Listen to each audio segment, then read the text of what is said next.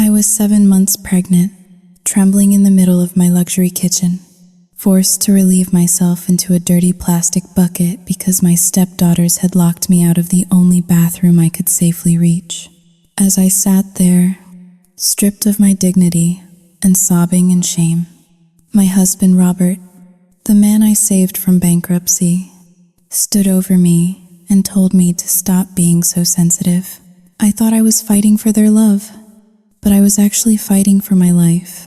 I did not know that every cruel word, every slick patch of oil on the stairs, and the poison they slipped into my oatmeal was part of a calculated plan to kill my unborn son. They looked at my belly and saw a threat to their $2 million inheritance. I was living with monsters who smiled to my face while plotting to make me bleed out on the bedroom floor. They wanted to break me, but they forgot that a cornered mother is the most dangerous creature on earth. 3 months later, I turned the tables. I sent my husband to prison, stripped his entitled daughters of every penny, and kicked them all out onto the street. Now, as I hold my surviving son in a quiet, empty house, I am haunted by the destruction I caused.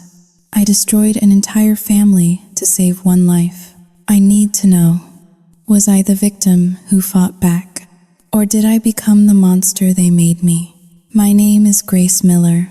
I am 36 years old, a senior financial analyst for a firm in downtown Chicago, and currently, I am a prisoner in a renovated Victorian house in Evanston, Illinois. To the outside world, specifically the judging eyes of our homeowners association and the polite smiles at church on Sundays, I have it all: a successful career, a handsome older husband named Robert, 2 spirited stepdaughters, and a baby boy kicking inside me, eagerly waiting to join this picture-perfect family. But pictures are static. They do not capture the temperature of the room.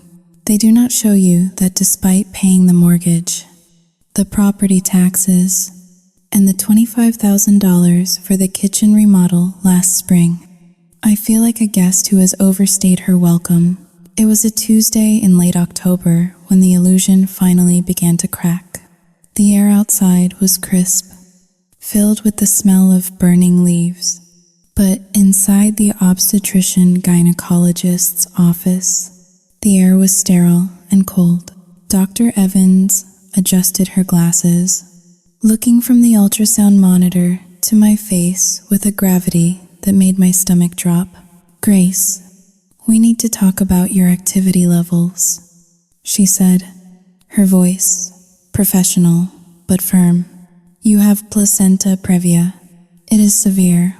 The placenta is completely covering the cervix. Any significant strain, heavy lifting, or specifically repetitive stair climbing could trigger a massive hemorrhage." I instinctively clutched my belly. 7 months. My son was only 7 months along. "So, at rest?" I asked, my voice trembling slightly. "Strict pelvic rest," Dr. Evans corrected, "and absolutely no stairs. You need to be on the ground floor. Grace, if you start bleeding, you might not make it to the hospital in time to save the baby. Or yourself." Beside me, Robert squeezed my hand. His touch was warm, his face the picture of concern. "We will do whatever it takes," he told the doctor, his voice smooth like velvet. "My wife's health is the only thing that matters." Sao Yutsing Hao Ling. Doi. Liar. The thought popped into my head unbidden. A sharp, intrusive whisper. I pushed it down. Robert was a good man. He was just Sao Yutsing Hao Ling. 2# is greater than complicated. He was a widower, still navigating the grief of his 2 daughters, Mia and Chloe. I had told myself 1,000 times that his passivity was just his way of keeping the peace. The drive home was silent. as we pulled into the driveway of the house. My house, technically, though Robert's name was on the deed alongside mine. I looked at the structure. It was a beautiful 2-story beast, the master suite. Our bedroom was on the 2nd floor. The only full bedroom and bathroom on the 1st floor belonged to Mia, Robert's 19-year-old daughter, who was taking a gap year to find herself, mostly on my credit card. We walked into the kitchen. The granite island was covered in Chloe's high school textbooks and open bags of chips.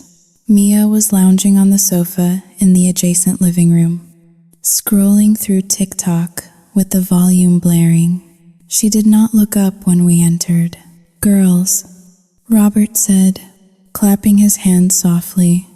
"The eternal diplomat, can we turn the volume down? Grace has some bad news from the doctor." Mia rolled her eyes, a slow, practiced motion, but lowered the volume by a fraction. "Is the baby okay? Or is this another drama session?" "Mia," I said, keeping my voice level. I was the adult. I was the professional. "The baby is at risk. I have a condition that means I cannot climb stairs. If I do, I could bleed out." Silence hung in the kitchen for a moment. Chloe, 17 going on 30, looked up from her books, chewing gum loudly. "So, what does that mean for us?" "It means," Robert started, clearing his throat, "that Grace needs to sleep downstairs for the next 2 months. I looked at Robert, then at Mia. The solution was obvious. Mia's room was the only one on the 1st floor with an attached bath. It was spacious, recently repainted in a soft lavender she had demanded.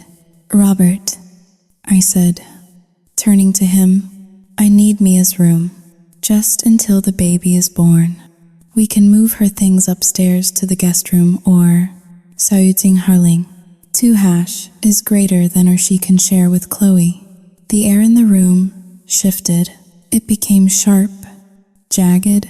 Mia stood up, her phone clattering onto the coffee table. "Excuse me? You want my room? The room Mom decorated for me before she died?" That was the card, the dead mom card. They played it every time I tried to enforce a curfew, ask for help with dishes, or suggest they get part-time jobs. "Mia, it is a medical emergency," I pleaded, feeling the desperation rising in my throat. "It is temporary. I cannot sleep on the sofa for 2 months. I need a bed.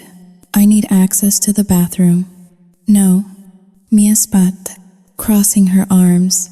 "I am not moving my stuff. I have anxiety. I need my space. You knew this house had stairs when you married Dad. Figure it out." I turned to Robert, waiting for him to step in. This was the moment. This was when the father put his foot down to protect his pregnant wife and unborn child. Robert looked at me, then at Mia, whose lower lip was trembling in a performance worthy of an Academy Award.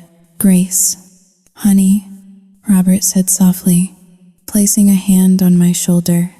"Maybe we should not disrupt Mia right now. You know how fragile she has been lately since the anniversary of the funeral." My jaw dropped. "Fragile? Robert, I have a condition that could kill our son. You want me to sleep where? The living room is spacious," Robert suggested, his voice taking on that wheedling, gaslighting tone I had come to loathe. "We can bring down the air mattress, or you can use the sectional sofa. It is very plush. You picked it out yourself, remember? You are choosing her comfort over my safety." I asked, my voice barely a whisper. "You are being sensitive," Robert said, his eyes hardening just a fraction. A glimpse of the steel beneath the velvet. "Do not make the girls resent you more than they already do. It is just for a few weeks.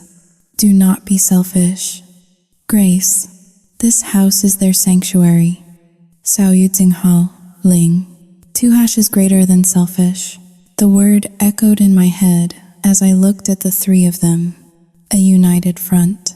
The father and his 2 princesses, and me, the walking wallet. The incubator. I looked at the stairs. They loomed like a mountain I was not allowed to climb. Then I looked at the plush, beige sectional sofa in the living room. Fine, I said. The word tasted like ash. I will sleep on the sofa. Mia smirked. It was a small, fleeting thing, but I saw it. She grabbed her phone and flopped back down. Good. Glad we settled that. Can we order pizza? I am starving. That night, as I lay on the sofa, trying to find a comfortable position for my aching back and heavy belly, I stared at the ceiling.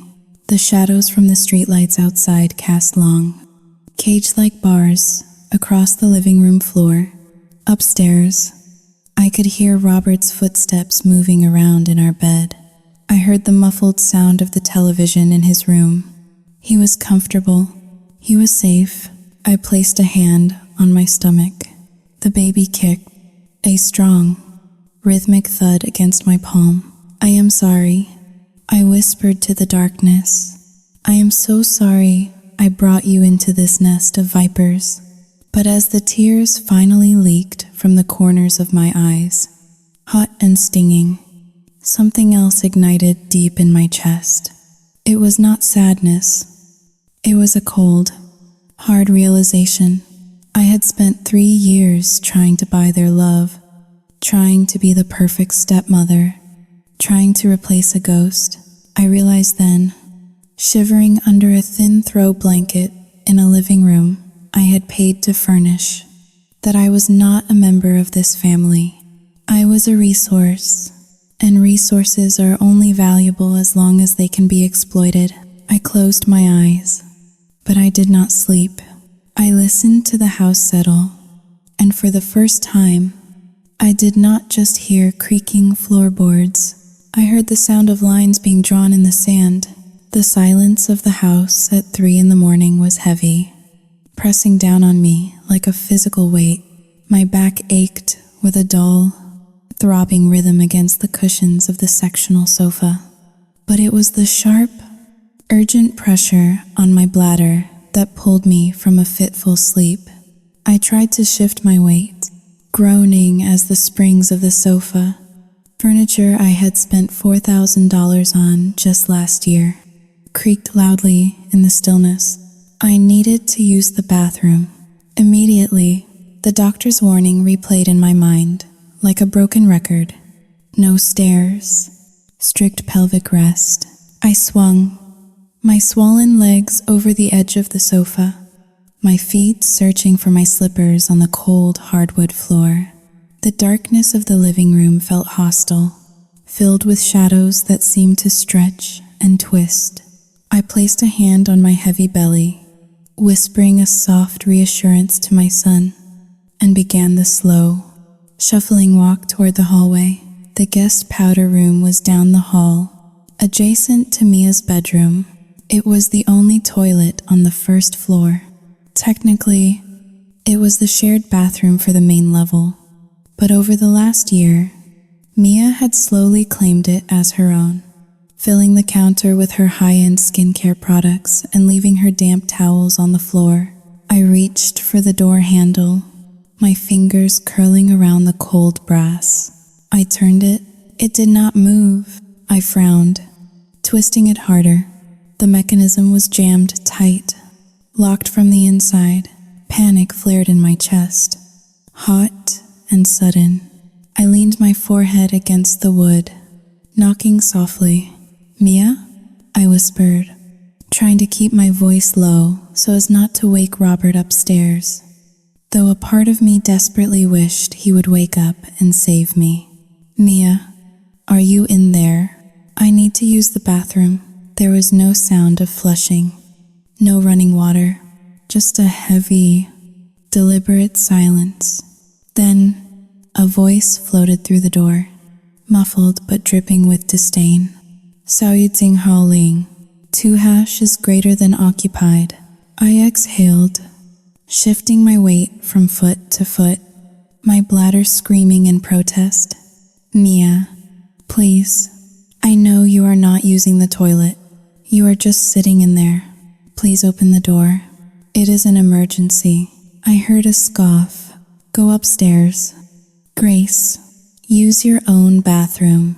I do not want to share my space with you. You are gross. I blinked, the insult slapping me across the face. Gross? I was pregnant with her half-brother. Mia, I cannot go upstairs. I hissed, my voice rising slightly. You heard what the doctor said. If I climb those stairs, I could lose the baby. Open this door. Now, the lock did not click. Instead, Mia's voice came back, sharper this time. I do not care. I sanitized this bathroom yesterday, and I do not want a leaking, waddling pregnant woman messing it up. Find somewhere else. Tears of frustration pricked my eyes. The pressure was becoming painful, a sharp agony radiating through my lower abdomen. I rattled the handle again, desperation clawing at my throat. Mia, open the door. Go away, or I will scream that you are harassing me. I stepped back, trembling.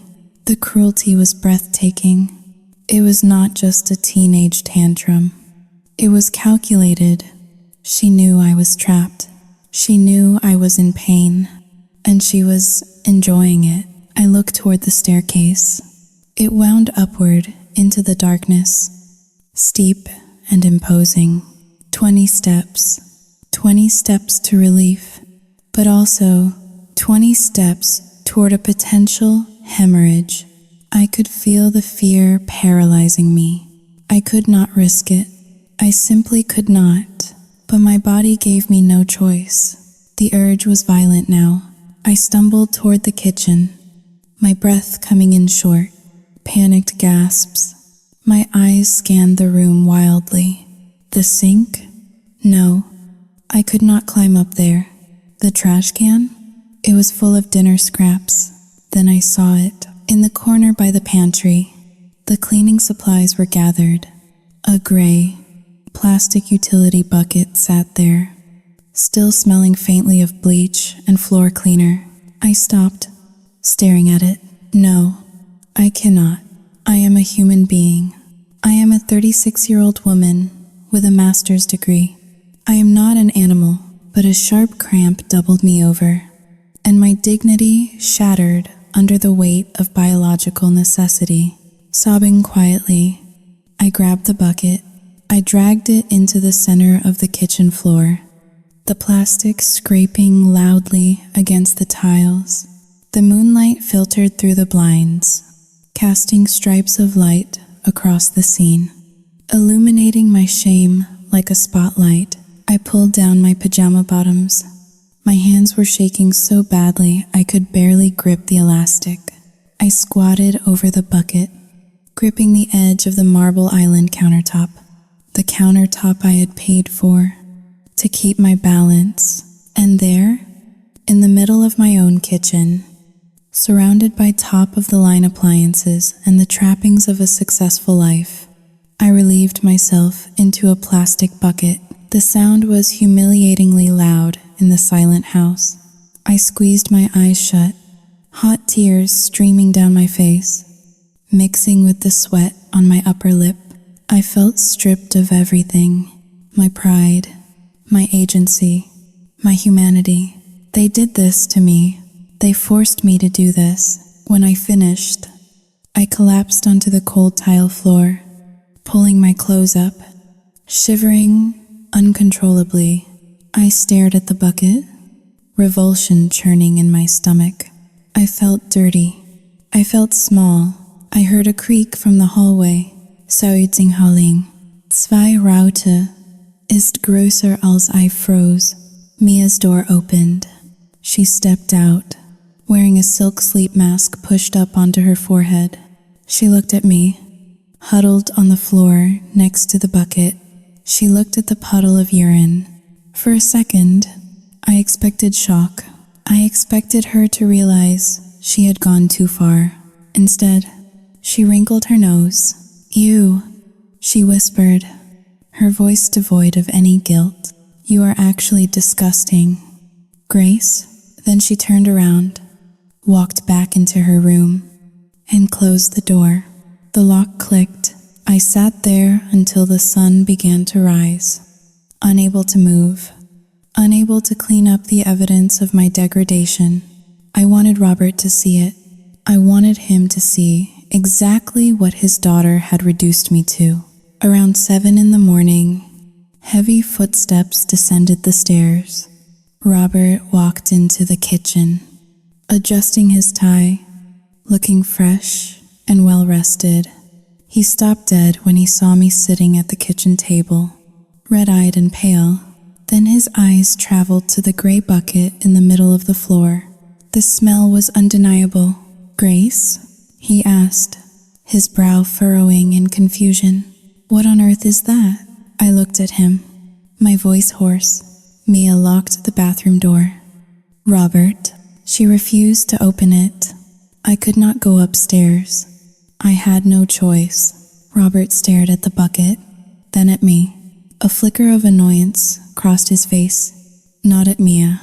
"At me," he said, pinching the bridge of his nose. "Oh, Grace. Really?" I blinked, stunned. "Really? That is what you say?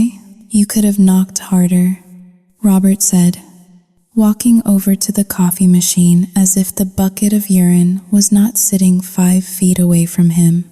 "Or you could have called me. Or you could have just... Zou je het zien halen? 2 hekje is groter dan held it." Held it? I stood up, my chair scraping violently against the floor. "Robert," I begged her. She called me disgusting. She forced me to use a bucket like a dog. "Lower your voice," Robert hissed, glancing nervously toward the ceiling. "You will wake Chloe." He turned to me, his expression softening into that patronizing mask of pity I was beginning to recognize. "Grace, look at you. You are hysterical. Mia is just a teenager. She probably did not realize it was an emergency. But this, Zou je het zien halen, 2 hash is greater than." He gestured vaguely at the bucket. "This is dramatic. You are being incredibly dramatic." He picked up a roll of paper towels and tossed them toward me. "Clean it up, please, before the girls come down for breakfast. We do not want to ruin their appetite with your Zou je het zien halen. 2 cancelletto è maggiore di mess." He poured his coffee, took a sip, and walked into the living room to turn on the news. I stood there, clutching the roll of paper towels, staring at his back. The nausea that rose in my throat had nothing to do with morning sickness. It was the first crack in the glass, and through it, I saw the monster hiding in plain sight. The house was deceptively peaceful on Thursday morning. Robert had left early for a client meeting in the city, and both Mia and Chloe had vanished to their respective schools. Mia to her community college classes, which I suspected she rarely attended, and Chloe to her private high school. For the first time in days, I was alone. The silence should have been comforting. Instead, it felt heavy, like the calm before a tornado touches down. I sat on the edge of the sectional sofa, my temporary bed, rubbing the small of my back. The memory of the bucket incident from 2 nights ago still burned in my mind. A hot coal of shame that refused to cool. Robert had not mentioned it again.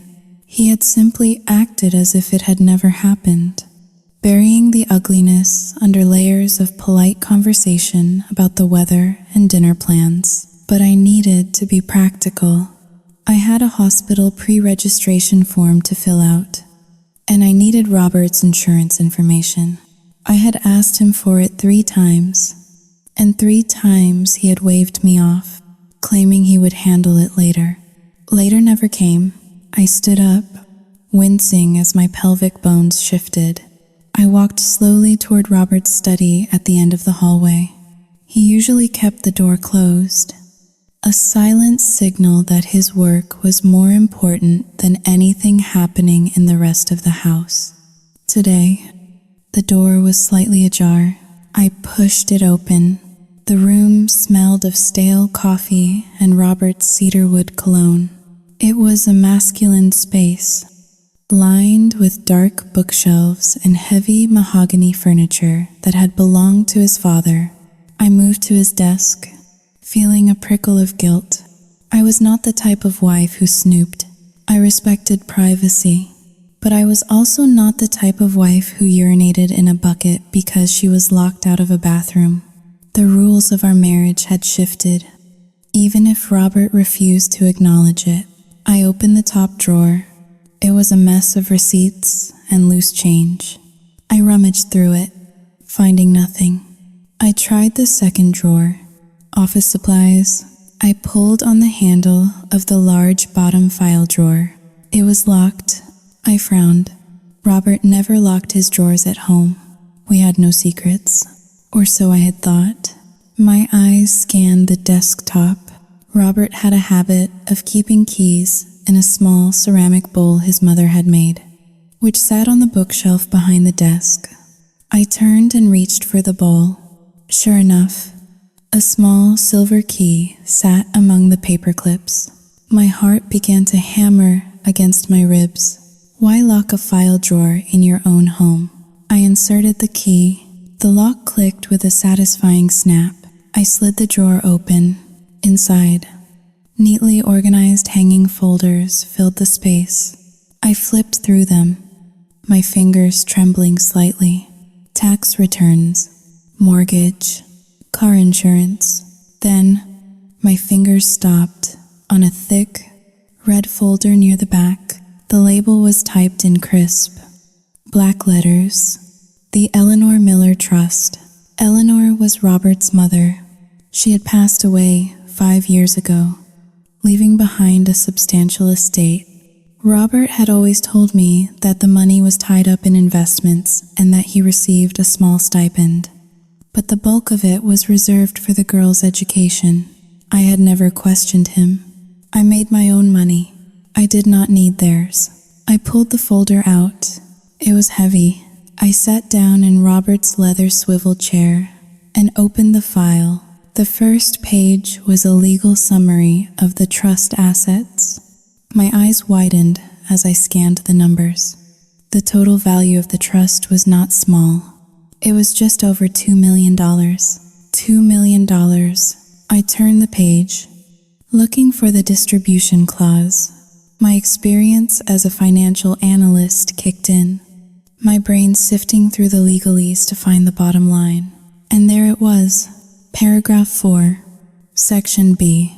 Upon the youngest beneficiary reaching the age of 25, the principal of the trust shall be distributed equally among all living biological grandchildren of the grantor. Eleanor Miller, per stirpe. I froze. I read the sentence again, and then a third time. All living biological grandchildren. I did the math in my head, my breath hitching in my throat. Currently, there were 2 grandchildren, Mia and Chloe. $2 million divided by 2 meant they were each set to inherit $1 million. That was enough to buy a house, start a business, or live comfortably for a long time without working. But I was pregnant. When my son was born, he would be the 3rd biological grandchild. The math changed instantly. $2 million divided by 3. If my baby was born alive, Mia and Chloe would each receive approximately $666,000. That was a difference of $333,000 each. I sat back, the file slipping from my numb fingers onto the desk. The room seemed to spin. $333,000. That was the price tag they had put on my unborn child's life. Everything suddenly snapped into focus. The hostility, the refusal to give up the room, the cruelty. It was not just because they missed their mother. It was not just teenage angst or jealousy of a new stepmother. It was greed, pure, unadulterated greed. They looked at my swollen belly and they did not see a baby brother. They saw a thief. They saw a loss of $250,000. And Robert? A chill violently shook my body. Robert was the trustee. He managed this file. He knew exactly what the financial implications of this pregnancy were. I remembered his passive comments. Do not make the girls resent you. The house is their legacy. He knew that by having this baby, I was effectively taking nearly $700,000 away from his princesses. He was not protecting the peace. He was protecting their inheritance. I felt bile rise in my throat. I looked at the family photo on his desk. Robert, Mia, and Chloe smiling on a ski trip last winter. They looked so happy, so wholesome, but beneath those smiles were teeth. I was living in a house with 3 people who had a financial incentive for my pregnancy to fail. A sudden noise from the front door made me jump. The sound of a key turning in the lock. Panic surged through me. I quickly shoved the papers back into the red folder. My hands were shaking so hard I almost dropped it. I jammed the folder back into the rear of the file drawer, exactly where I had found it. I slammed the drawer shut and locked it. I scrambled to return the key to the ceramic bowl on the bookshelf. The front door opened. Mom, is that you? It was Mia. She was home early. I took a deep breath, smoothing down my maternity tunic.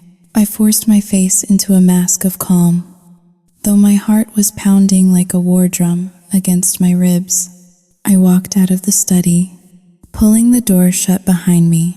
Just as Mia walked into the hallway, she stopped, narrowing her eyes at me. Her gaze flicked to the study door, then back to my face. What were you doing in Dad's office? She asked, her voice suspicious. I looked at her, really looked at her. I no longer saw a grieving teenager acting out. I saw a woman who would lock a pregnant woman out of a bathroom for $300,000. I was looking for a stamp. I lead, my voice surprisingly steady. I need to mail a bill. Mia stared at me for a long moment, searching for a crack in my story. Then she shrugged, shifting her backpack on her shoulder. Whatever, stay out of his stuff. He hates when people touch his things. She brushed past me, heading for the kitchen. I walked back to the living room and sat down on the sofa. My hands were still trembling. I looked at the bucket, which I had cleaned and hidden under the sink, but the phantom smell of it lingered in my nose. I was in danger. Real, tangible danger. If they were willing to humiliate me, to stress me out, what else would they do? Stress causes miscarriages. They knew that. They were trying to induce one. I needed eyes. I needed ears. I pulled out my smartphone and opened the Amazon application. My fingers flew across the screen. Hidden camera with audio. Motion activated. Night vision. Cloud storage. I found one disguised as a USB wall charger. It looked innocuous, just a white plastic cube that anyone would plug in to charge a phone. I ordered 2, one for the living room, one for the hallway facing the stairs. I paid for overnight shipping. Then I remembered something else. I stood up and walked to the hallway closet where we kept the junk box. A collection of old cables, batteries, and outdated electronics. I dug through the tangled wires until my hand closed around a cold, smooth object. My old iPhone 8. I had upgraded 2 years ago and kept this as a backup. The screen was cracked, But it worked. I took it back to the sofa. I plugged it in behind the couch where it could not be seen. As the battery icon flashed red, I made a plan. I would not connect this phone to the house Wi-Fi. I would use a prepaid data plan. This would be my lifeline. If they cut me off, if they took my main phone, if they tried to silence me, I would have a voice. I slid the old phone deep under the sofa cushions, wedging it between the frame and the padding. I sat back, staring at the ceiling of the house that I paid the mortgage for, but where I was worth less than a line item in a trust fund. Let them play their games. Let them think I was the weak, emotional, hormonally crazy pregnant woman. I placed a hand on my belly. Hold on, little one, I whispered in my mind. Mama knows the truth now, and Mama is going to fight. The ceiling fan above me spun in a slow, hypnotic circle, slicing through the thick, suffocating air of the living room. It was 2 a.m. on a Sunday, 3 days after I had discovered the trust fund file. I was lying on the beige sectional sofa, staring upward, my hands clutched over my ears. The floor beneath me was vibrating. It was a low, rhythmic thrumming, like a giant heart beating in the bowels of the earth. Thump, thump, thump, directly above my head. Through the layers of drywall and insulation, the bass from Mia's stereo system was hammering down. It was not music. It was a weapon. It was a relentless, electronic pulse designed to rattle teeth and fracture sanity. I rolled onto my side, groaning as the movement pulled at the ligaments in my lower abdomen. My head felt like it was being squeezed in a vice. I had not slept more than 2 consecutive hours in 4 days. My baby kicked violently against my ribs. He was distressed. The constant noise and my spiking cortisol levels were seeping into him, poisoning his sanctuary. Please stop, I whispered into the cushion, my voice cracking. Please, just stop. I grabbed my phone from the coffee table. The screen light stung my tired eyes. I navigated to Robert's contact and pressed call. I could not walk up the stairs to wake him, and shouting would only give Mia the satisfaction of knowing she had broken me. The phone rang. Once, twice, 3 times. Finally, it clicked over to voicemail. He had put his phone on Do Not Disturb. Of course he had. I threw the phone down and struggled to a sitting position. The thumping was louder now, a physical assault on my senses. I could hear the high-pitched synthesizer melody weaving through the bass line. It was a popular club track, looping endlessly. I pulled myself up, wrapping my robe tight around my shivering body, and shuffled to the bottom of the staircase. I looked up into the darkness of the 2nd floor. Robert, I screamed, my voice raw and desperate. Robert, wake up. Nothing. The music continued to pound. I grabbed the wooden banister and shook it. Robert, Mia is doing it again. Please. A light flickered on in the upstairs hallway. A moment later, Robert appeared at the top of the stairs, rubbing his eyes. He was wearing his silk pajamas, looking soft and confused, like a man roused from a deep, peaceful slumber. Grace? He called down, his voice thick with sleep. What is wrong? Are you bleeding? Make her stop. I sobbed, pointing a shaking finger toward the ceiling of the 1st floor, directly under Mia's room. The music. Robert. It is 2 a.m. She is blasting techno music. I cannot sleep. The baby cannot sleep. Robert frowned, tilting his head to the side. He stood perfectly still for a moment, listening. The bass was shaking the framed photos on the wall next to me. Thump, thump, thump. Robert looked back down at me, his expression shifting from confusion to concern. Grace, honey, he said softly. The house is silent. I froze. My mouth fell open. What? I gasped. Robert, are you kidding me? The floor is vibrating. Can you not hear that bass?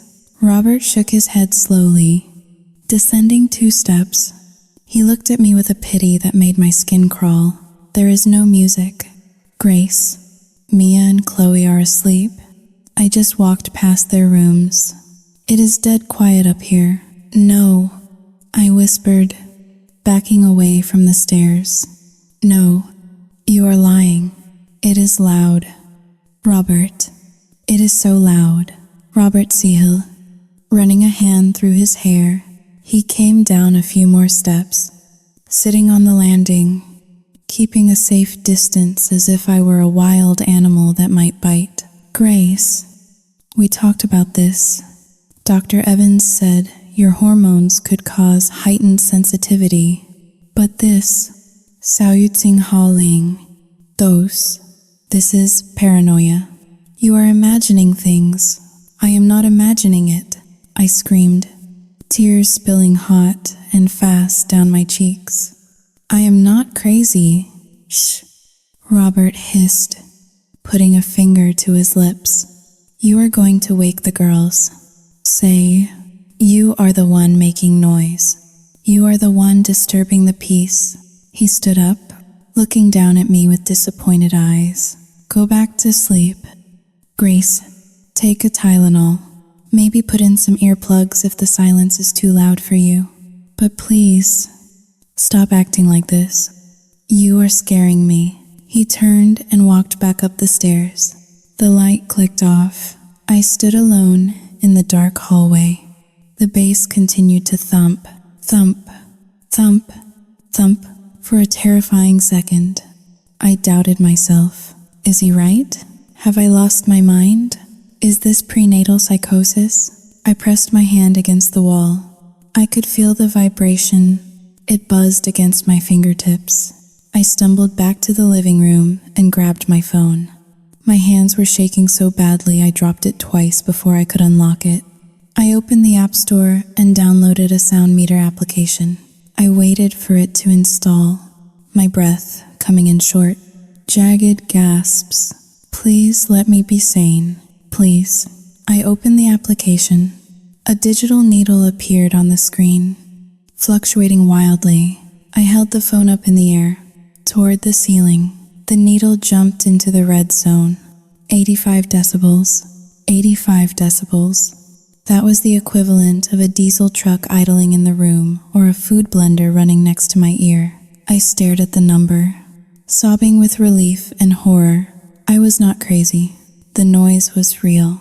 Robert had stood on those stairs, looked me in the eye while the walls shook, and told me it was silent. He was not just ignoring the problem. He was actively trying to dismantle my grip on reality. He wanted me to believe I was unfit. He wanted me to break down so that when something happened to the baby, it would look like my fault. It would look like the tragic mistake of a mentally unstable woman. I hit the record button on the application. I recorded 5 minutes of the noise, the needle hovering consistently between 80 and 90 decibels. I narrated the date and time in a whisper, ensuring my voice was captured alongside the relentless bass. November 14th, 2:20 in the morning. Robert claims he hears nothing. I saved the file. Then, I emailed it to myself. I sent a copy to my work email. I sent another copy to the secret email address I had created on the burner phone. I curled up on the sofa, clutching the phone to my chest like a shield. The music did not stop until 4 in the morning. I did not sleep. I lay there, wide awake, listening to the enemy above and the enemy upstairs. The house was not a home anymore. It was a battlefield, and I was the only soldier who knew the war had started. I looked at the USB charger plugged into the wall outlet across the room. The hidden camera I had installed yesterday. A tiny, invisible blue light blinked once. It had seen everything. It had seen Robert gaslight me on the stairs. It had heard the music he claimed did not exist. I closed my eyes, a cold resolve settling over me. Keep playing your games. Robert, I thought, but remember, the camera never blinks. Friday evening arrived with a suffocating tension that filled every corner of the house. The air felt charged, like the atmosphere before a summer thunderstorm, heavy and electric. I was sitting in the living room, trying to read a book on infant development, but the words swam before my eyes. My blather, now a constant tyrant in my life, demanded attention again. I hauled myself up from the sofa. The downstairs powder room, the one Mia had locked me out of days ago, was my destination. I prayed it was unlocked today. I pushed the door open. It gave way easily. Relief washed over me for a fleeting second until I stepped inside. The toilet was in pieces. The porcelain tank lid lay shattered on the tiled floor, the jagged shards glistening under the vanity lights. The water supply line had been wrenched from the wall, and a small pool of water was spreading toward the hallway. I stared at the destruction. This was not an accident. This was violence. Behind me, a soft giggle echoed from the kitchen. I turned to see Chloe leaning against the doorframe, holding a can of soda. She took a slow sip, her eyes dancing with malicious amusement. "Oops," she said, her voice flat and bored. "I think the plumbing just... Sao yu ting hao ling. 2 hash is greater than exploded. Old house. You know? Better call a plumber. Might take a week." She turned and walked away, flipping her hair over her shoulder. My hands clenched into fists at my sides. A week? I could not hold it for 5 minutes, let alone a week. I looked up the staircase. The dark wood gleamed under the chandelier light. It twisted upward, a beautiful architectural spine that was now my greatest enemy. I have no choice, I thought, panic rising in my throat. I have to go up. I walked to the base of the stairs. I gripped the banister with both hands, my knuckles turning white, one step at a time. "Grace," I whispered to myself, "just be careful." I took the first step, then the second. I moved with agonizing slowness, hauling my heavy body upward, conscious of every pull in my abdomen. I was halfway up, step number 10. When I paused to catch my breath, I looked at the next step. It looked strange. The wood was darker than the rest, shining with a wet, viscous sheen. Before my brain could process the danger, my right foot landed on the slick surface. It happened in a blur of terrifying motion. My foot shot out from under me as if I were standing on ice. My grip on the banister tore loose. "Sao yu jing hao ling. 2 hash is greater than," I screamed. My body twisted violently.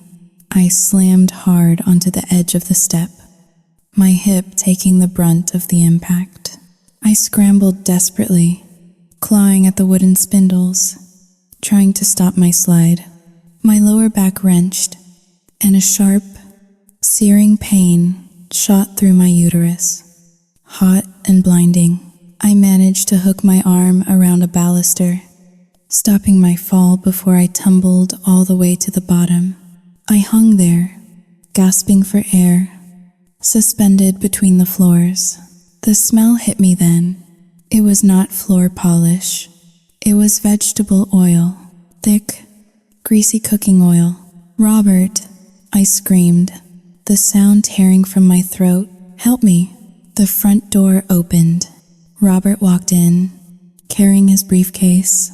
He looked up the stairs, saw me clinging to the railing, saw the agony on my face.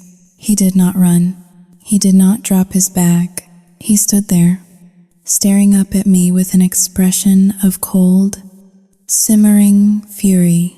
"Grace," he said, his voice dangerously low. "What are you doing on the stairs?" Dr. Evans explicitly forbade it. "There is oil," I gasped, tears streaming down my face. "Someone poured oil on the steps." I slipped. "Robert, the baby." Ling. Tuhash is greater than it hurts. Robert walked up the stairs, stepping carefully over the slick patch I had pointed out. He loomed over me, his shadow falling across my face. He did not check for oil. He did not ask where it hurt. "Oil?" He scoffed. "Do not be ridiculous. You are clumsy. Grace, you always have been.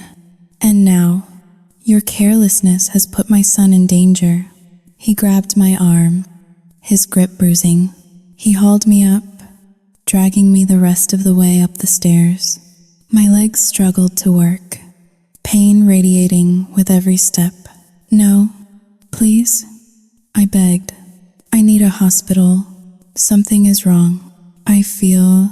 Ling. Tuhash is greater than I feel a tear. "You are not going to a hospital to make a scene." Robert hissed in my ear. "You are going to bed. If you cannot follow simple instructions to stay off the stairs, then I have to ensure you stay put." He dragged me into the master bedroom. He pushed me onto the bed, our bed, with enough force that the mattress springs groaned. "Stay here," he commanded. "You wanted to be upstairs? Fine. You live here now. You do not leave this room. Not for food, not for water, not for anything. Robert, please," I sobbed, clutching my belly. "I need a doctor." He walked to the bedside table and grabbed my smartphone. He slid it into his pocket. Then he walked over to the vanity and unplugged my laptop. "No screens," he said calmly. "Radiation is bad for the baby. You need absolute rest. No distractions. No calling your dramatic friends." He walked to the door. "Robert," I screamed. He stepped into the hallway and pulled the heavy oak door shut. I heard the distinct, metallic click of the deadbolt sliding into place. I stared at the closed door, the sound echoing in the silence. I was locked in. I dragged myself off the bed and limped to the door. I pounded on it with my fists. "Open the door. You cannot do this. This is false imprisonment. It is for your own good." "Grace," Robert's voice came through the wood, muffled and calm. "You are clearly unstable. I am protecting you from yourself." I heard his footsteps walk away, down the hall, descending the stairs that had almost killed me. I slid down to the floor, leaning my back against the door. The pain in my abdomen was a dull, insistent throb. I touched my hand to my leg. It was shaking uncontrollably. I looked around the room. It was luxurious. High thread count sheets, silk curtains, expensive art on the walls. But as the sun began to set outside, casting long, prison bar shadows across the carpet, the truth was undeniable. This was not a bedroom anymore. It was a cell, and my husband, the man who had vowed to cherish me, was my warden. I crawled back to the bed, wincing. My eyes darted around the room, searching for a lifeline. My phone was gone. The landline cord had been cut weeks ago. To save money, Robert had said. Then I remembered the burner phone. I had hidden it downstairs, under the sofa cushion. My heart stopped. It was downstairs. I was locked upstairs. I was completely cut off. A cold sweat broke out on my forehead. I lay back on the pillows, staring at the ceiling. I was trapped in a house with 3 people who wanted my baby dead for money, and I had just walked right into their final trap. But they had made one mistake. They thought I was weak. They thought I was just a clumsy, emotional, pregnant woman. I closed my eyes, breathing through the pain. You want a war, Robert? I thought, my hand protective over my unborn son. You just started one. The room was bathed in the sickly, gray light of early morning. I had been staring at the brass handle of the bedroom door for hours, watching the shadows stretch and retreat across the plush carpet. It was a beautiful door, a solid oak, heavy and expensive, just like everything else in this house. And just like everything else, it was a Lee. It was not a door to a sanctuary. It was the lid of a coffin. I lay perfectly still on the king-sized bed, afraid to move. The fall on the stairs yesterday had left my body feeling like a shattered vase held together by sheer will. My right hip throbbed with a dull, sickening rhythm, a constant reminder of the hard wood and the slick oil. But the physical pain was nothing compared to the terror that had taken root in my chest. I placed both hands on my stomach. Move. I whispered into the silence. Please, just move. For a long, agonizing minute, there was nothing. Just the sound of my own ragged breathing and the distant hum of the central heating system. Panic began to claw at my throat, tight and suffocating. Had the fall detached the placenta? Was my son slowly suffocating inside me while I lay here, trapped in luxury? Then, a small flutter, a weak, tentative kick against my left palm. I let out a sob that sounded more like a choke. He was alive. He was still fighting. And if he was fighting, I had to fight. But my prison was absolute. Over the last 12 hours, I had mapped out the dimensions of my confinement. The windows were locked. They were double-paned, storm-proof glass, impossible to break without a heavy object. And even if I did, the drop from the second floor to the concrete patio below would kill us both. The door was dead-bolted from the outside. The landline cord had been severed. My world had shrunk to 4 walls, an ensuite bathroom, and the terrified rhythm of my own heart. Around noon, I heard footsteps in the hallway. My breath hitched. The lock clicked. Robert entered. He was dressed in casual weekend clothes, a cashmere sweater and dark jeans, looking for all the world like a loving husband bringing breakfast in bed. He carried a tray with a glass of water and a single slice of dry toast. He did not look at my bruised hip. He did not ask about the baby. He walked over and placed the tray on the nightstand with a deliberate, maddening calmness. You need to eat, he said, his voice smooth, devoid of any anger or guilt. Starving yourself will not help the baby. I pushed myself up, wincing as pain shot through my back. I need a doctor. Robert, I said, my voice hoarse from crying. I need an ultrasound. I fell down a flight of stairs. Robert Seahill, the sound of a patient parent dealing with a toddler. He sat on the edge of the bed, too close. I shrank back against the headboard. We have been over this. Grace, he said, reaching out to brush a stray hair from my forehead. I flinched, but he did not pull away. His hand felt cold. Dr. Evans said bed rest, taking you to a hospital now, moving you, bouncing you around in a car. So you'd sing Holleen. Too hash is greater than it is too risky. You are safer here. With me, you locked the door. I accused him, staring into his eyes, looking for a shred of the man I thought I had married. You took my phone. You are keeping me prisoner. I am quarantining you. He corrected gently. You are hysterical. You are seeing oil spills that do not exist. You are hearing music that is not playing. You are a danger to yourself. I took the phone because you were going to call the police and embarrass this family based on a delusion.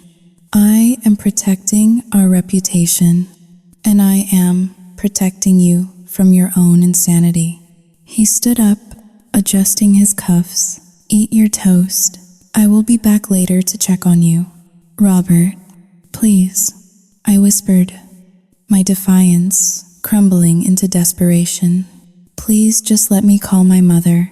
He stopped at the door, his hand on the knob. He looked back at me, and for a second, the mask slipped.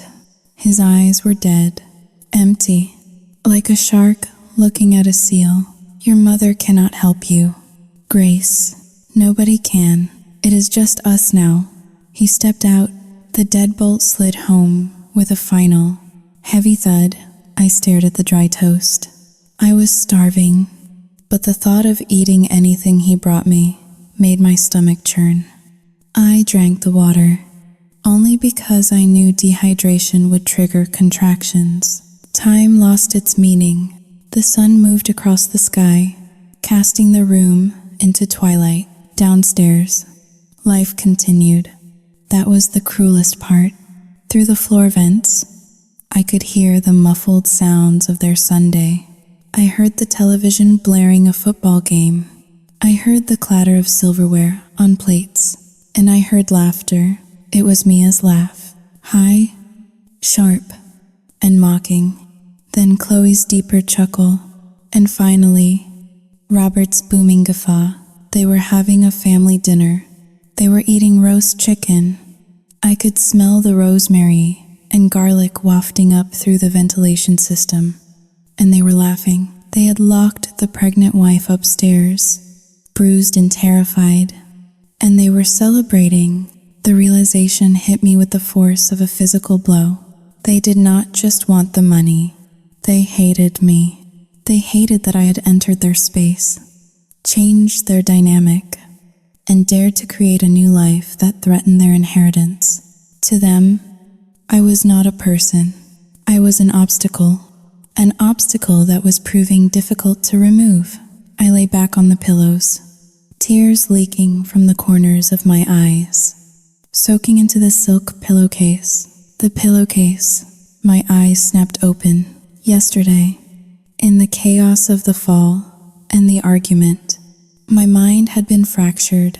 Panic had made my memory unreliable.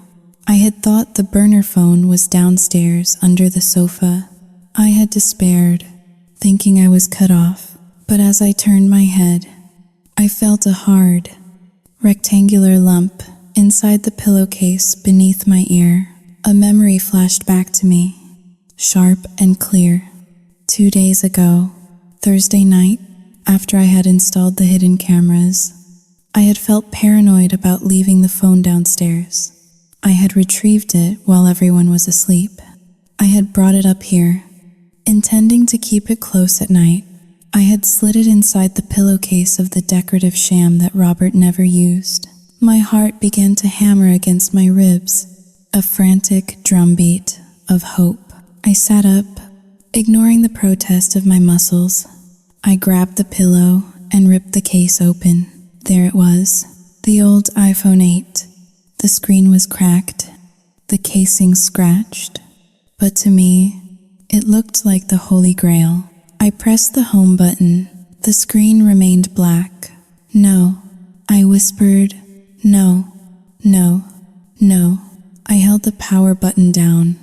I prayed. I begged whatever God was listening to give me this one thing. A red battery icon flashed on the screen. A thin sliver of red. 5%. It had 5% battery left. I let out a shaky breath. 5% was not much, but it was enough to send a text.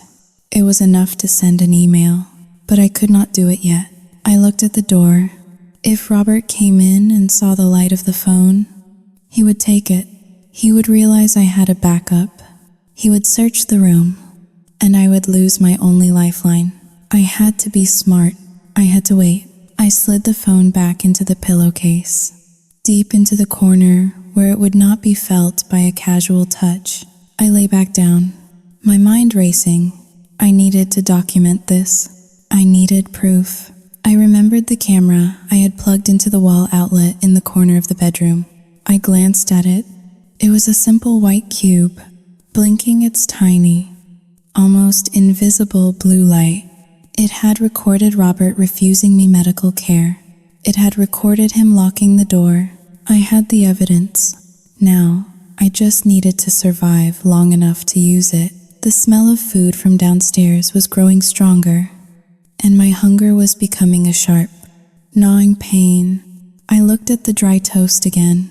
They want me weak. I thought, they want me to wither away up here so that when the baby dies, they can say I was too sick, too frail. I reached for the toast. I forced myself to eat it, bite by dry bite. It tasted like sawdust, but I swallowed it down. I will not die, I vowed silently, chewing with a grim determination. I will not let you kill him. Night fell completely. The house went quiet again. Around midnight, I heard a sound that made my blood run cold. It was the sound of a key in the lock, but it was not Robert's heavy tread. It was lighter, stealthier. The door creaked open a few inches. A sliver of light from the hallway cut across the dark room. Sao Ting Hao Ling. Dva? Grace? It was Chloe. I lay still, feigning sleep, watching through my eyelashes. She stepped into the room. She was holding something. A bowl. I know you are awake, she whispered. Her voice sounded different, softer. Dad went to sleep. I brought you some food. Real food. I sat up slowly, clutching the sheet to my chest. I did not trust her. I did not trust any of them. Why? I asked, my voice rasping. Chloe stepped closer, the light from the hallway illuminating her face. She looked, Sao Ting Hao Ling. 2# is greater than remorseful? Her eyes were wide, and she was biting her lip. I felt bad. She said, placing the bowl on the nightstand. It was oatmeal, warm, steaming oatmeal with cinnamon. About the stairs. I did not mean for you to get hurt. It was just a prank. Dad is taking it too far. She pushed the bowl toward me. Eat, she urged. You must be starving. It is Mom's recipe. It will make you feel better. I looked at the oatmeal. My stomach roared in anticipation. It smelled heavenly, sweet, warm, comforting. I looked at Chloe. Could it be? Was she finally breaking? Was the guilt of almost killing her stepbrother eating at her? Thank you, Chloe, I said softly, my defenses lowering just a fraction. Thank you, she smiled. It was a small, tight smile. Eat up, she said, backing toward the door. I will leave it unlocked for you to use the bathroom. Just do not tell Dad. She closed the door. I heard the latch click, but not the deadbolt. I reached for the spoon. My hand was trembling. I was so hungry. I took a spoonful of the oatmeal. It was sweet, creamy, and warm. I swallowed it, feeling the heat spread through my chest. I took another bite, and another, but as I swallowed the third spoonful, my tongue caught on something, a texture that did not belong. It was not a lump of oats. It was chalky, gritty. I stopped chewing. I pulled the spoon out of my mouth and looked at the bowl closely in the dim light. There, swirling in the cinnamon and brown sugar, were tiny white specks. Not sugar, not salt. Sao Ting Hao Ling. 2# is greater than powder. A cold dread washed over me, instantly killing my hunger. I remembered the bathroom trash can from 2 days ago. I remembered seeing a blister pack for a medication I did not recognize. Misoprostol. I had Googled it later, It was a medication used to treat ulcers, soyutsing haling, doi, and to induce labor, to induce abortions. Chloe had not come here to save me. She had not come here because she felt guilty. She had come to finish what the stairs had failed to do. I spat the mouthful of oatmeal into my hand, my heart pounding so hard I thought it would burst. They were not just cruel, they were trying to murder my child, and I had just swallowed 2 spoonfuls of poison. I scrambled out of the bed, my feet tangling in the heavy duvet, and stumbled toward the bathroom. The taste of cinnamon and chalk coated my tongue, a sickening sweetness that masked the bitterness of betrayal. I fell to my knees in front of the toilet, gripping the cold porcelain rim with both hands. I shoved my fingers down my throat, gagging, forcing my body to reject the poison I had just blindly accepted from the hands of a 17-year-old girl. The oatmeal came up in a violent, burning rush. I retched until my stomach was empty, until there was nothing left but bile and the sour taste of acid. My body shook uncontrollably, sweat beading on my forehead and dripping onto the tile floor. I flushed the toilet, watching the swirling water take away the evidence of their cruelty, and then I collapsed back against the bathtub, gasping for air. My hand went instinctively to my belly. Please be okay. I prayed silently. Please let me have expelled enough of it. I did not know how much misoprostol was in those 2 spoonfuls. I did not know how fast it absorbed into the bloodstream, but I knew the intent. They were not trying to just hurt me. They were trying to induce labor. They were trying to force my body to evict my son before he was ready to survive. Or worse, to kill him in the process. I dragged myself up to the sink and splashed cold water on my face. I looked at myself in the mirror. The woman staring back was unrecognizable. Her hair was matted with sweat, her eyes were rimmed with red, and her skin was the color of old parchment. But beneath the exhaustion, there was something new in her eyes. It was a cold, a hard glint of hatred. I walked back into the bedroom. The bowl of oatmeal still sat on the nightstand. Innocent and steaming, I picked up the spoon and used the handle to sift through the thick, brown sludge. There they were, clumps of white powder that had not fully dissolved. It was amateur work, sloppy. It was the work of teenagers who thought they were invincible, guided by a father who thought he was untouchable. I needed to know for sure. I needed physical proof that I was not just a paranoid woman losing her mind. I limped into the bathroom again and knelt by the small wicker trash can under the sink. It had been emptied recently, likely by the cleaning service I paid for, but there were a few tissues and cotton balls on top. I dug deeper, my hands trembling. At the very bottom, hidden beneath a discarded toilet paper roll, I found it, a silver blister pack. I pulled it out. It was empty. The foil backing had been punched through in 4 places.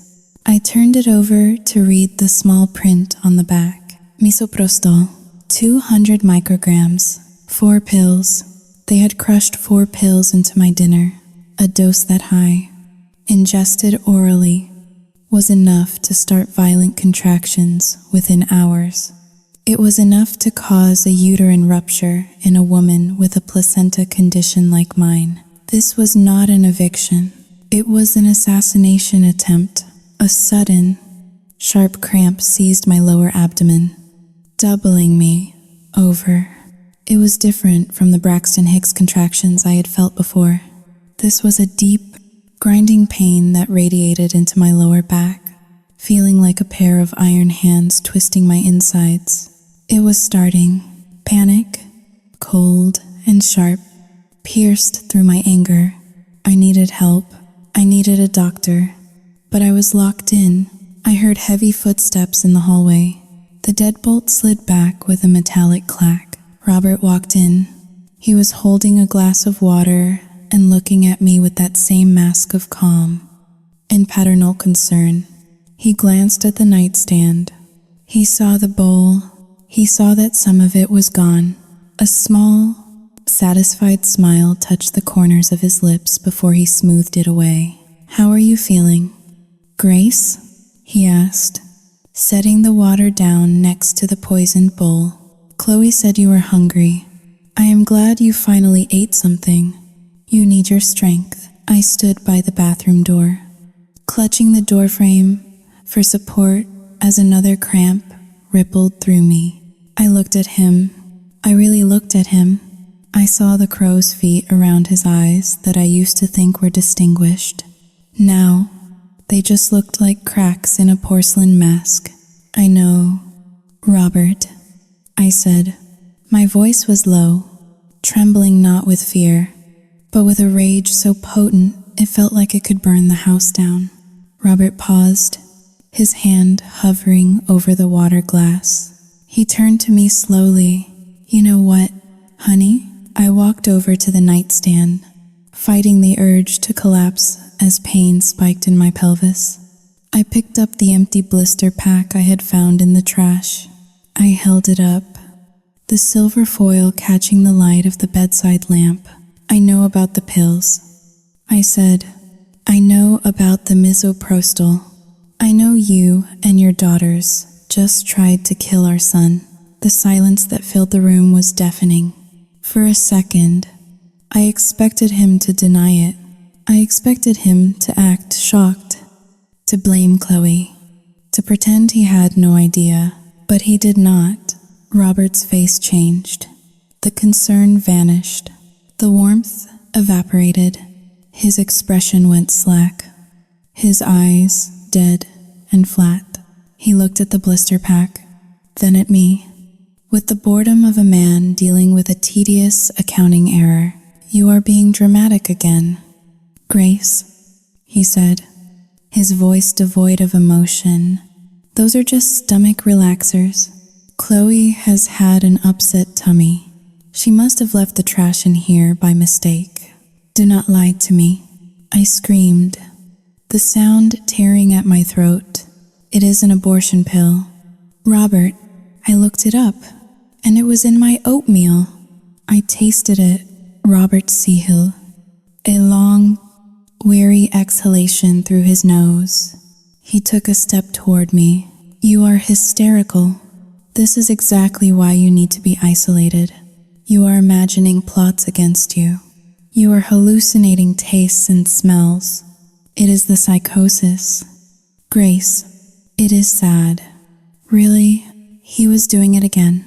He was looking at the evidence in my hand and telling me it was not real. He was rewriting reality in real time. I swallowed 2 spoonfuls. "Robert," I hissed, stepping back as he advanced. "It is already in my system. I am cramping. I am in pain. If you do not take me to the hospital right now, I could die. The baby could die. Is that what you want? Is the money that important?" Robert stopped. At the mention of the money, a flicker of something dangerous ignited in his eyes. "Money?" he repeated softly. "I know about the trust fund," I said. I threw the card on the table.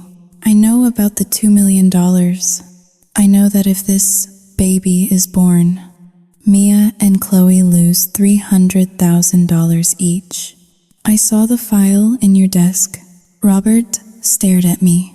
The air in the room seemed to drop 10 degrees. The pretense of the caring husband was gone completely now. In its place stood a stranger, a predator who had been caught but knew the cage was strong enough to hold his prey. "You were snooping," he said. His voice was ice cold. "You violated my privacy. You violated my body," I shouted, clutching my stomach as a massive contraction hit me, forcing a groan from my lips. "You poisoned me." Robert watched me double over. He did not move to help. He crossed his arms over his chest, leaning back against the dresser. "You know, Grace," He began, his tone conversational, as if we were discussing dinner plans. You really should have just stayed out of it. You came into this family. You changed everything. You spent money on things we did not need. You tried to replace their mother. And then, 少于金好令, 2 hash is greater than this. He gestured vaguely at my stomach. This complication, it is a baby. Robert, he is your son. He is a problem. Robert corrected. A very expensive problem. The girls, 少于金好令, 2 hash is greater than they have plans. They have futures. Why should they suffer because you forgot to take a pill 7 months ago? Why should their inheritance be diluted because of your mistake? My knees gave way. I sank to the floor, gasping. The pain was rhythmic now, relentless. So you kill him? I whispered, looking up at him through a haze of agony. You kill your own flesh and blood for cash? Robert walked over to me. He crouched down, bringing his face close to mine. I could smell the coffee on his breath. Nature is taking its course. Grace, you fell down the stairs. You were stressed. You had a high-risk condition. These things happen. It is tragic. Everyone will say it is tragic. He reached out and plucked the empty blister pack from my hand. I was too weak to stop him. I will take this, he said, slipping it into his pocket. We do not want you hurting yourself with trash. Robert, I screamed as another wave of pain crashed over me. I need a doctor. It hurts. Something is wrong. He stood up and looked down at me. Just write it out. Grace, it will be over soon. The body knows what to do. Once the 少于金好令, 2 hash is greater than tissue. 少于金好令, 2 dièse est supérieur à pas. We will call an ambulance. We will tell them you went into labor spontaneously. We will cry. We will mourn. And then life will go back to normal. He walked to the door. You are a monster. I sobbed. He paused at the threshold. I am a father. Grace, I do what is best for my children. My real children. He stepped out and closed the door. The deadbolt slid home. I was alone. The pain was a living thing now. It was a fire consuming my lower body. I curled into a fetal position on the carpet, biting my lip until I tasted blood to keep from screaming. I could not scream. Screaming would use up the oxygen my baby needed. Breathe, I told myself. Breathe for him. I felt a sudden gush of warmth between my legs. I looked down. The beige carpet beneath me was staining dark red. 少于金好令, 2 hash is greater than blood. The placenta was detaching. The drugs, combined with the fall, were tearing my insides apart. I was bleeding out. I realized with a terrifying clarity that Robert was wrong. He was not just waiting for the baby to die. He was waiting for me to die too. If I bled to death up here, it would just be a complication of the home birth. A tragic accident. He would get the house. He would get the insurance. And the girls would get their full $1 million. They were going to let me bleed to death on this carpet. Time was up. I dragged myself across the floor, leaving a smear of crimson behind me. I reached the bed. I reached under the pillowcase. I pulled out the old iPhone. I pressed the home button. The screen lit up. 3% battery. My hands were slippery with sweat and blood. I struggled to unlock the screen. My fingers felt like clumsy sausages. Passcode 1985. The phone unlocked. I did not call 911 immediately. If I called and could not speak, they might delay. Robert might turn them away at the door, saying everything was fine. I opened the messaging application. I selected the contact for David Davis, my old college friend, now a shark of a lawyer in downtown Chicago. I typed with shaking thumbs. Robert and girls poisoned me, labor-induced, bleeding out, locked in master bedroom. Help, they will kill me. Sautinghaling. Zwei Hautist Grüße. As I hit send, the blue bar moved agonizingly slow across the top of the screen. Sautinghaling. Deux dièse est supérieur à 100. Then, I opened the phone application. I dialed 911. I pressed the speaker button and set the phone on the carpet next to my head. 911. What is your emergency? The operator's voice was tinny and distant. I took a deep breath, gathering every ounce of strength I had left. My name is Grace Miller. I gasped, my voice clear despite the pain. I am at 422 Oakwood Lane. My husband has locked me in a room. He poisoned me to induce labor. I am hemorrhaging. Send police. Do not let him turn you away. He is trying to let me die. Ma'am, stay on the line, the operator said, her voice urgent. Units are en route. The screen flickered. 2%, 1%. The phone went black. I let my head drop onto the carpet. The darkness was creeping in at the edges of my vision. The pain was fading into a cold numbness. I listened. I heard the wind outside. I heard the hum of the refrigerator downstairs. And then, faintly, in the distance, I heard it. Sautinghaling. Dois cardinal. And my arc is sirens, rising and falling like a beautiful, mechanical lullaby. I closed my eyes. I did it. I thought as the darkness took me. I set the fire. Now, let them burn. The darkness that had claimed me was not peaceful. It was loud and chaotic, punctuated by the rhythmic thumping of fists against wood and the muffled shouting of men. I drifted in and out of consciousness, floating on a sea of pain that had dulled into a cold, pervasive numbness. My cheek was pressed against the rough fibers of the carpet, wet and sticky with my own blood. From downstairs, I heard the front door crash open. It was a violent sound, the splintering of wood that signaled the end of politeness and the beginning of force. Police, show me your hands. The voice was authoritative, booming through the foyer. I heard Robert's voice responding, pitched high with feigned confusion and outrage. Officer, what is the meaning of this? My wife is upstairs sleeping. She is having a difficult pregnancy. You are terrifying my children. Ma'am, can you hear us? Call out if you can hear us. I tried to open my mouth, to scream, to make any sound that would guide them to me. But my throat was parched and swollen. All I could manage was a weak, gurgling moan. I heard heavy boots thundering up the stairs. The same stairs that had been my undoing were now my salvation. They reached the landing. I heard them checking rooms. Locked.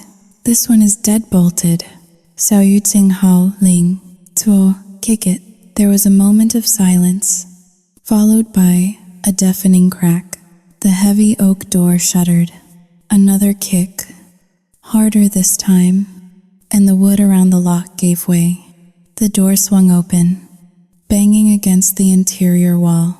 Light from the hallway flooded the room, blinding me. Jesus Christ, one of the officers breathed. We need a medic. Now. Heavy footsteps rushed toward me. I felt gloved hands on my neck, checking for a pulse. She is alive, but barely. Pulse is thready, heavy hemorrhage. Get the backboard. I forced my eyes open. A young police officer was kneeling over me, his face pale as he took in the scene. He looked at the blood soaking the carpet, then at the empty blister pack Robert had dropped near the door in his arrogance. "You are going to be okay." "Ma'am," he said, his voice trembling slightly. "We have got you." Paramedics swarmed the room. I felt the prick of a needle as they established an IV line. They moved with practiced efficiency, lifting me onto a backboard. The movement sent a fresh wave of agony through my hips, and I cried out, a jagged, broken sound, "Stay with us. Grace, stay with us." They lifted me. As we moved into the hallway, I saw Robert. He was standing near the top of the stairs, restrained by a burly officer. His face was a mask of shock, not at my condition, but at the invasion of his castle. Mia and Chloe were huddled behind him, their faces pale, eyes wide with terror. They looked like children now, stripped of their malice by the reality of flashing lights and badges. "Officer, this is a misunderstanding," Robert shouted, struggling against the arm holding him back. "She fell.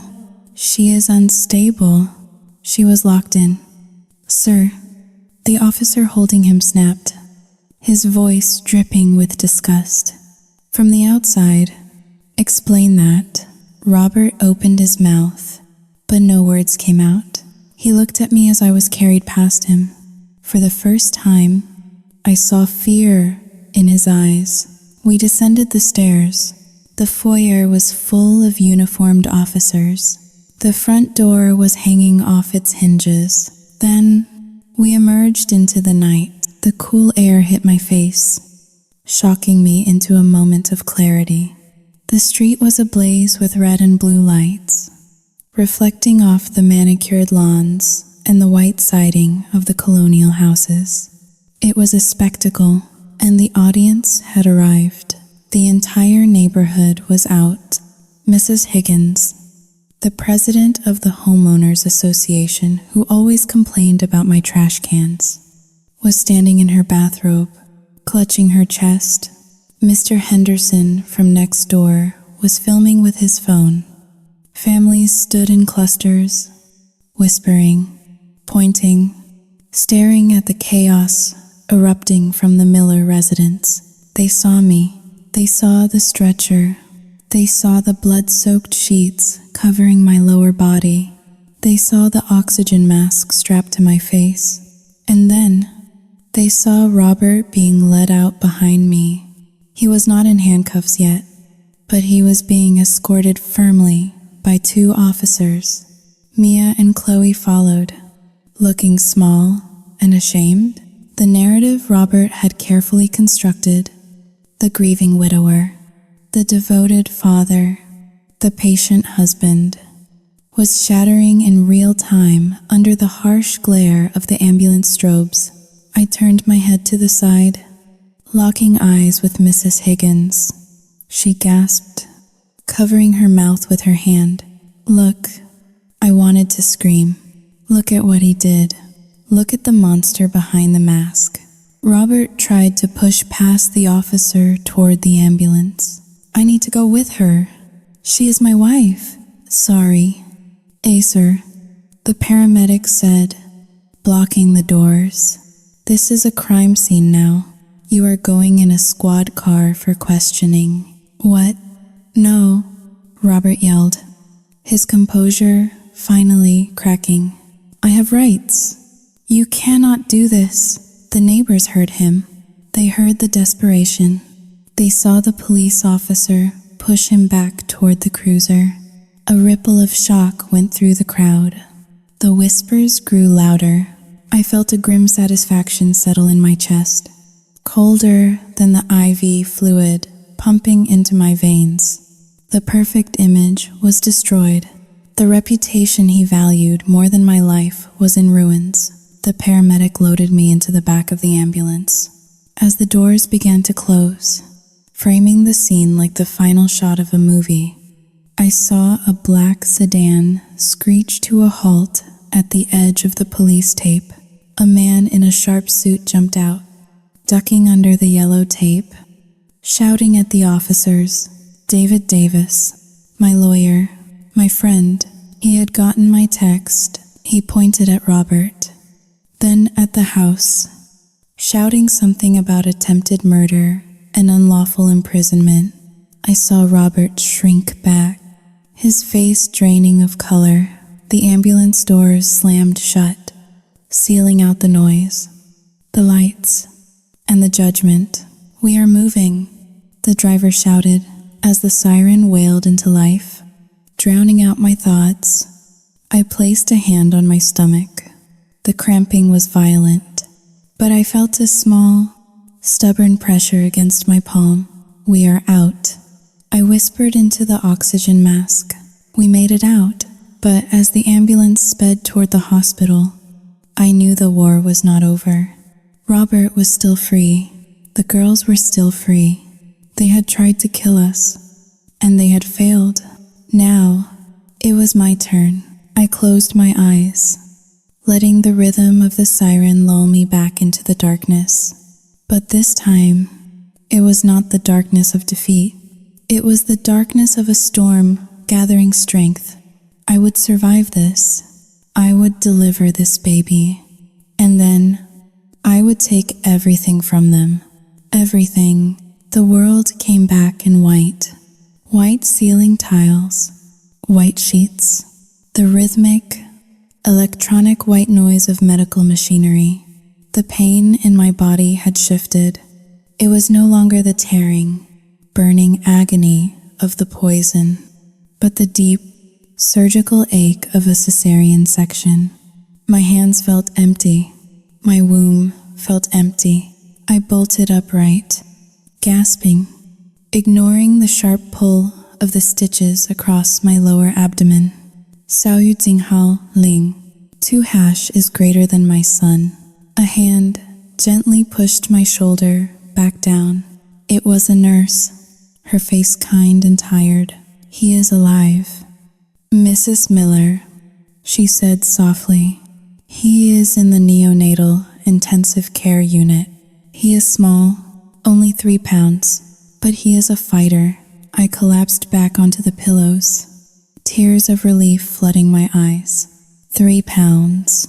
He was tiny, fragile, but he was here. They had failed. The door to my room opened. I expected the doctor. I expected David. Instead, Robert walked in. He looked impeccable. He had changed his clothes since the police raid, wearing a crisp blue button-down and slacks. His face was arranged in a mask of perfect, tragic sorrow. He held a bouquet of lilies, funeral flowers. "Grace," he whispered, his voice thick with emotion. "Thank God you are awake." He walked toward the bed, reaching for my hand. I pulled it away as if he were a viper. "How are you here?" I rasped, my voice barely a whisper. "The police. Sao Yu Jinghao Ling. R. Jinghao Dayu." "I cleared things up," Robert said smoothly, pulling a chair close to the bed. "It was a misunderstanding. I explained about your condition, your paranoia. I told them you took the pills yourself in a fit of post-traumatic stress. They released me pending further investigation." He leaned in close, his eyes boring into mine. The mask slipped just enough to reveal the steel beneath. "We need to control this narrative. Grace, for the girls. I have the papers here for the hospital. I am authorizing a do not resuscitate order for the baby. He is too small. It would be cruel to prolong his suffering." My blood ran cold. He was still trying to kill him. He was going to use his legal status as the father to finish the job legally. "Sign here," he said, thrusting a clipboard and pen toward me. "Get away from her." The voice came from the doorway, sharp and commanding. Robert spun around. David Davis stood there, looking like an avenging angel in a charcoal suit. Behind him were 2 uniformed officers and a detective I recognized from the ambulance. "David," Robert said, forcing a smile. "This is a family matter." "It is a crime scene," David retorted. "And you are trespassing." David walked into the room, holding up a clear plastic evidence bag. Inside was the white USB wall charger I had plugged into the bedroom outlet. We watched the footage. "Robert," David said, his voice deadly calm, "we saw you lock the door. We heard you tell Grace to ride it out while she bled. We have the audio of Mia and Chloe discussing the dosage of the misoprostol in the kitchen." Robert's face went gray. He stood up, backing away. "That is illegal surveillance." He stammered, "Inadmissible." "Actually," David smiled, a shark-like grin that showed all his teeth. "Since Grace is the sole owner of the mortgage, and the surveillance was in her private bedroom to monitor her own safety, it is perfectly admissible, and it is damning." The detective stepped forward, unhooking the handcuffs from his belt. The sound of the metal ratcheting open was the sweetest music I had ever heard. "Robert Miller, you are under arrest for attempted murder, conspiracy to commit murder, and kidnapping." Robert struggled as they spun him around. "This is a mistake. You cannot do this. I am a pillar of this community." I watched as they clicked the cuffs onto his wrists.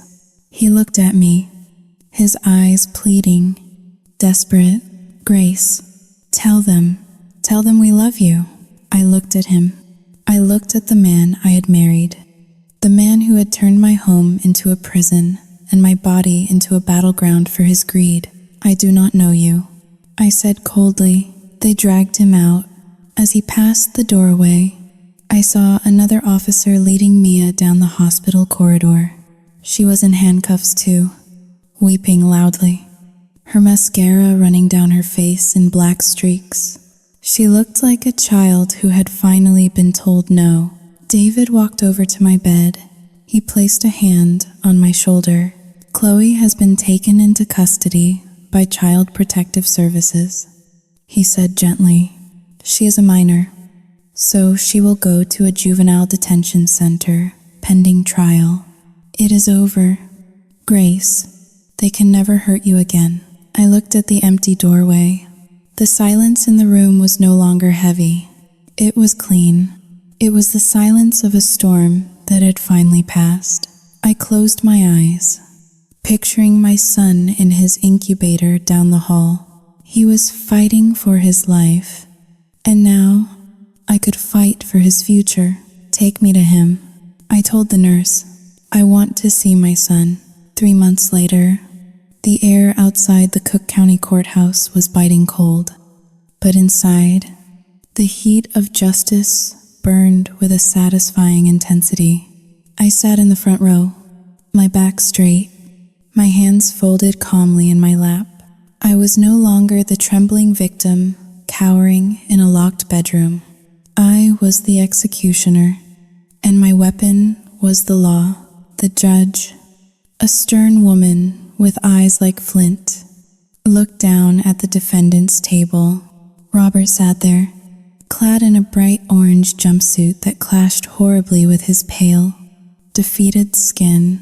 He looked aged, his posture slumped, the arrogance that had once defined him stripped away by 90 days in county jail. Next to him, Mia sat in a similar uniform, her face blotchy and swollen from crying. She refused to look at me. "Mr. Miller?" The judge's voice echoed through the courtroom. "For the charges of conspiracy to commit murder and aggravated domestic battery, you are sentenced to 15 years in state prison. Mia Miller, for attempted murder and assault, you are sentenced to 8 years. A wail erupted from Mia. She slammed her hands on the table, turning to scream at her father. "You said we would not get caught. You said she was just a dumb stepmom." The bailiffs moved in, silencing her. I watched it all with a detached curiosity, as if I were watching a nature documentary about predators eating their own kind. Chloe, being a minor, had already been processed. She was currently serving a 3-year sentence in a juvenile detention center. But the prison sentences were not the final blow. I had saved the best for last. David Davis stood up, smoothing his tie. He approached the bench to address the matter of the civil suit and the trust fund. Your Honor, David said, his voice projecting clearly to the back of the room. Regarding the Eleanor Miller Trust, per the Moral Turpitude Clause in Section 7, any beneficiary convicted of a felony involving violence is automatically disqualified from inheritance. Robert's head snapped up. His eyes widened in genuine horror. This was the one thing he cared about. The money, the legacy, since both Mia and Chloe Miller have been found guilty. David continued, turning to look directly at Robert. They are stripped of their beneficiary status. The entirety of the trust, $2,100,000, now passes to the sole remaining eligible grandchild. David pointed to the back of the room, where my nanny was holding a sleeping infant in a carrier. Leo Miller. Robert made a sound like a wounded animal. He had tried to kill my son to save a few $100,000. In doing so, he had handed the entire fortune to the very child he wanted to erase. The irony was so sharp it could cut glass. No, Robert rasped, struggling to stand. That is my mother's money. You cannot give it to him. He is. Sao Yu Jing Haling. 2 hash is greater than he is. Sao Yu Jing Haling. R. Jing Hao Da Yu. He is your son, I said, speaking for the first time. My voice was cool, carrying across the silence. And now, he is the heir to everything you tried to protect. The gavel banged. It was over. As the bailiffs dragged Robert away, he looked at me one last time. There was no love left. No manipulation, just pure, unadulterated hatred. I met his gaze and smiled. It was a cold smile, the smile of a woman who had walked through fire and come out holding the torch. I walked out of the courtroom and into the winter sunlight. The wind whipped my hair, but I felt warm. I had sold the house in Evanston last week. I forced the sale through the courts as part of the divorce settlement. Robert's share of the equity went entirely to paying my legal fees and medical bills.